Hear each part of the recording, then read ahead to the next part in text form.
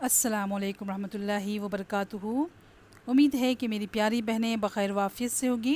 اللہ سبحانہ و تعالیٰ آپ تمام کو اپنے حفظ و امان میں رکھیں، خیر وافیت سے رکھیں، آمین یا رب العالمین۔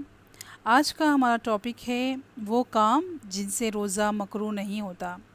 آئیے جانتے ہیں ان احادیث کی روشنی میں کیا بھول چوک سے کھا پی لینا روزے کو توڑتا ہے یا مکروہ کرتا ہے۔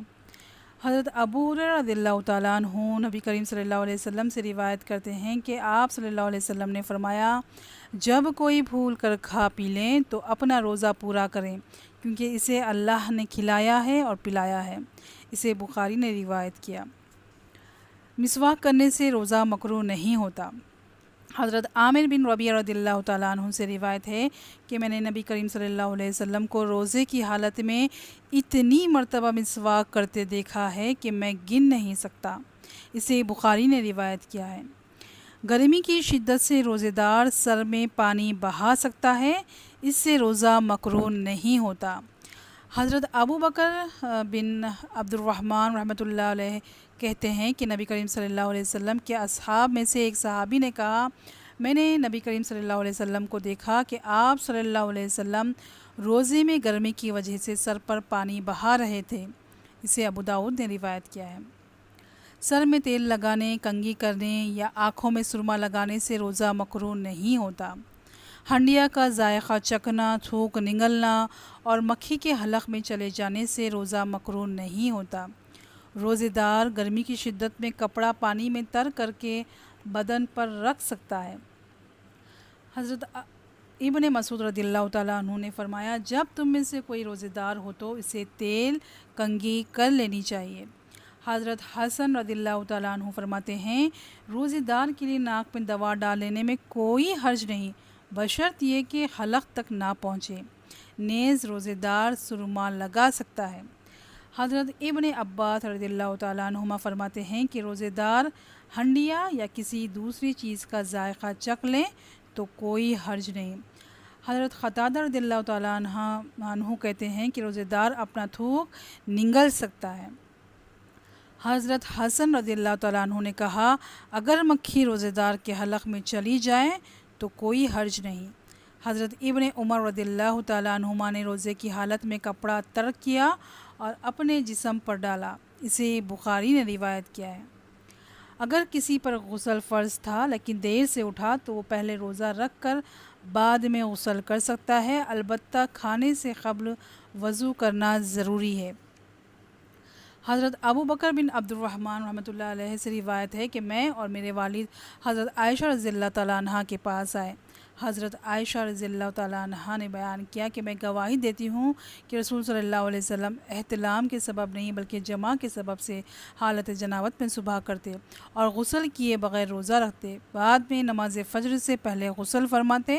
پھر ہم دونوں حضرت ام سلمہ رضی اللہ تعالیٰ عنہ کے پاس آئے اور انہوں نے بھی یہی بات کہی۔ اسے بخاری نے روایت کیا ہے۔ حضرت عائشہ رضی اللہ تعالیٰ عنہ فرماتی ہے کہ رسول صلی اللہ علیہ وسلم حالت جنابت میں کھانا یا سونا چاہتے تو پہلے نماز کی طرح وضو فرما لیتے۔ اسے مسلم نے روایت کیا ہے۔ وہ کام جو روزے کی حالت میں ناجائز ہے، غیبت کرنا، جھوٹ بولنا، گالی دینا، لڑائی جھگڑا کرنا روزے کی حالت میں ناجائز ہے۔ حضرت ابو ہریرہ رضی اللہ تعالیٰ عنہ سے روایت ہے کہ رسول صلی اللہ علیہ وسلم نے فرمایا، جو شخص روزہ رکھ کر جھوٹ بولنا اور اس پر عمل کرنا ترک نہ کریں تو اللہ تعالیٰ کو اس بات کی کوئی حاجت نہیں کہ وہ کھانا پینا چھوڑ دے۔ اسے بخاری نے روایت کیا ہے۔ روزے کی حالت میں کلی کرتے وقت ناک میں اس طرح پانی ڈالنا جائز نہیں کہ پانی حلق تک پہنچنے کا خدشہ ہو۔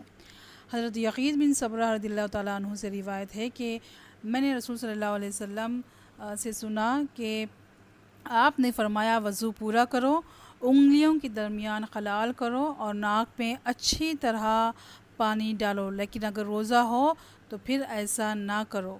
اسے ابو داؤد نے روایت کیا ہے۔ روزے کی حالت میں بیہودہ، فحش اور جہالت کے کام یا گفتگو کرنا منع ہے۔ روزے کے دوران جمع کرنے سے روزہ باطل ہو جاتا ہے، اس پر کفارہ بھی ہے اور قضا بھی۔ روزے کا کفارہ ایک غلام آزاد کرنا یا 2 ماہ کے مسلسل روزے رکھنا یا 60 محتاجوں کو کھانا کھلانا ہے۔ قصداً قے کرنے سے روزہ ٹوٹ جاتا ہے، اس پر قضا واجب ہے۔ خود بخود قے آئے تو روزہ نہیں ٹوٹتا۔ حضرت ابو ہریرہ رضی اللہ تعالیٰ عنہ سے روایت ہے کہ رسول صلی اللہ علیہ وسلم نے فرمایا، جس روزے دار کو خود بخود قے آئے اس پر قضا نہیں ہے، البتہ جو روزے دار قصداً قے لائیں وہ قضا روزے رکھیں۔ اسے ابو داؤد اور ابن ماجہ نے روایت کیا ہے۔ حیض یا نفاس شروع ہونے سے عورت کا روزہ ٹوٹ جاتا ہے، روزے کی قضا ہے، نماز کی نہیں۔ الحمدللہ سبحان الحمدللہ، ان احادیث کے ذریعے ہم نے جانا کہ کن کن چیزوں سے روزہ ٹوٹتا ہے اور کون سی چیزیں جن سے روزہ مکروہ نہیں ہوتا۔ اور ایک بات خواتین میں خاص طور پر یہ عام ہے کہ اگر روزے کی حالت میں ہے، وہ 12 بجے کے اندر ہے اور حیض شروع ہو جائے، پیریڈ شروع ہو جائے، تو وہ کہتی ہیں کہ روزہ توڑ دینا ہے، اور اگر اس کے بعد دوپہر کے بعد پیریڈ سٹارٹ ہو جائیں تو پھر وہ روزہ مکمل کرتی ہے، بلکہ یہ بہت بڑی غلط فہمی ہے۔ جبھی بھی حیض شروع ہو جائے، پیریڈ شروع ہو جائیں تو عورت کا روزہ ٹوٹ جاتا ہے، کیونکہ وہ فوری ناپاکی کی حالت میں آ جاتی ہے، چاہے افطار سے کچھ منٹ پہلے ہی کیوں نہ ہو، اس کی قضا رکھنا لازمی ہے۔ اللہ سبحانہ و تعالی ہم تمام کو اس رمضان کی رحمتیں، برکتیں، انوارات سے مالا مال فرمائیں، اور تمام کے جائز دعاؤں کو، جائز مقاصد کو، عبادتوں کو اللہ سبحانہ و تعالی قبول فرمائے۔